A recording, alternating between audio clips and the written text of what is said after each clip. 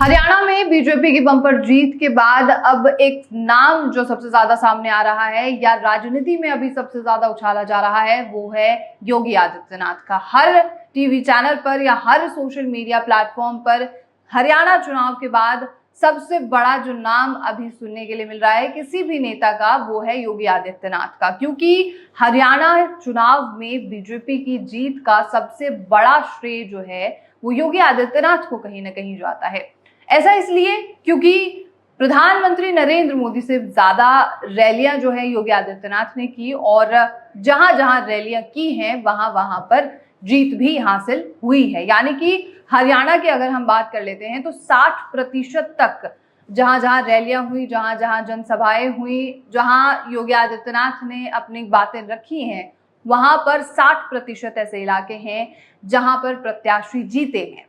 लेकिन अब बात करते हैं कि आखिर किस तरीके से क्या रणनीति रही और बीजेपी कैसे हरियाणा में जीतने में कामयाब रही। चलिए आपको खबर की तरफ लेकर चलते हैं। हरियाणा में बीजेपी के बम्पर सीटों के साथ वापसी हुई है।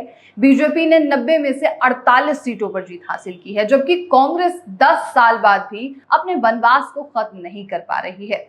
हरियाणा में उत्तर प्रदेश के मुख्यमंत्री योगी आदित्यनाथ की रैलियों की भी अच्छी खासी डिमांड थी और इसका रिजल्ट भी बीजेपी के लिए अच्छा रहा। सीएम योगी आदित्यनाथ ने हरियाणा में जो दांव चला वो एकदम सटीक निकला। योगी आदित्यनाथ ने हरियाणा में हिंदू वोट बैंक का ध्रुवीकरण करने के लिए बटोगे तो कटोगे का एजेंडा सेट किया, जो लोगों के बीच काफी ज्यादा लोकप्रिय हुआ। उन्होंने जिन सीटों पर रैलियां और प्रचार किया उन सीटों पर बीजेपी का अच्छा प्रदर्शन रहा है। यूपी के सीएम जिन 14 सीटों पर चुनाव प्रचार करके आए थे उनमें से 9 सीटों पर बीजेपी की जीत हुई है। हरियाणा में चुनाव प्रचार के दौरान सीएम योगी आदित्यनाथ ने अपने भाषणों में लगातार हिंदुओं को एकजुट करने का अभियान चलाया। उन्होंने अपनी हर रैली में कहा कि हमें राष्ट्र के लिए एक होना पड़ेगा। एकता का नारा इस बार हरियाणा में काफी ज्यादा काम कर गया है। इतना ही नहीं, यूपी सीएम ने बांग्लादेश का भी एग्जाम्पल देते हुए बताया कि बांग्लादेश में हुए हिंदुओं का जो मुद्दा है उसे भी कहीं ना कहीं हरियाणा के लोगों के सामने रखा गया। योगी ने कहा था कि अगर हम बटेंगे तो कटेंगे, अगर हिंदू एक नहीं होंगे तो हमारे देश का हाल भी वही होगा जो अभी बांग्लादेश का हो चुका है। हरियाणा में बीजेपी ने इस बार शानदार प्रदर्शन करते हुए जीत की हैट्रिक लगाई है। बीजेपी को इस बार 48 सीटों पर जीत मिली है, जबकि कांग्रेस महज 37 सीटों पर ही सिमट कर रह गई। इस चुनाव में जनता ने दुष्यंत चौटाला की जननायक जनता पार्टी यानी जेजेपी को पूरी तरीके से नकार दिया।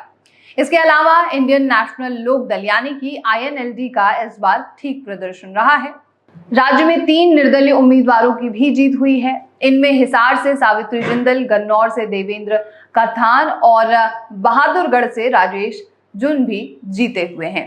तो ये थी पूरी रिपोर्ट कि आखिर किस तरीके से इस बार योगी मॉडल जो है वो हरियाणा में काफी ज्यादा कारगर साबित हुआ है बीजेपी के लिए। भले ही हरियाणा में बीजेपी जीत चुकी हो, लेकिन सबसे बड़ा नाम जो अभी योगी आदित्यनाथ का किसी भी चुनाव में निकल के आ रहा है, चाहे हरियाणा का चुनाव हो या फिर जम्मू कश्मीर में जो प्रदर्शन बीजेपी का रहा है, उसमें योगी आदित्यनाथ का एक बहुत बड़ा हाथ माना जाता है। और कहीं ना कहीं ये चीज भी सामने आ रही है कि अब पार्टी जो है वो योगी आदित्यनाथ को अलग अलग स्तर पर आगे करने की कोशिश कर रही है, चाहे वो जनसभाएं हो या फिर प्रचार प्रसार हो या फिर किसी भी तरीके की रैली हो। अब योगी आदित्यनाथ आगे आते हुए नजर आ रहे हैं।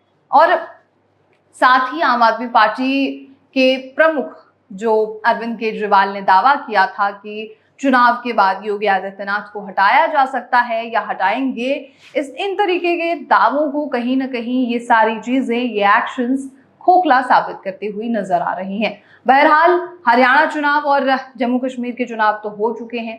अब जो उत्तर प्रदेश में आने वाले चुनाव हैं उस पर भी लगातार हमारी नजर बनी हुई है। उत्तर प्रदेश में आखिर किस तरीके से राजनीति गर्मा रही है इस पर तो हम चर्चा करेंगे ही, लेकिन साथ ही दिल्ली में होने वाले चुनावों पर भी हमारी नजर बनी रहेगी।